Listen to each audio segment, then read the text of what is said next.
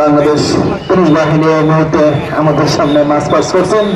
এরপরে রয়েছে বাংলাদেশ আনসার বাহিনী, এরপরে রয়েছেন বাংলাদেশ ফায়ার সার্ভিস, তারপরে রয়েছে বাংলাদেশ স্কাউট সম্মেলনী মাধ্যমিক বিদ্যালয়।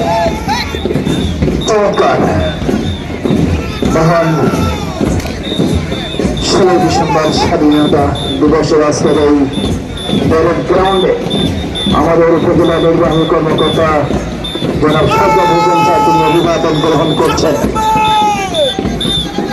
ফায়ার সার্ভিসের মধ্যে সালাম প্রদর্শন করছেন। এরপরে রয়েছে বাংলাদেশ স্কাউট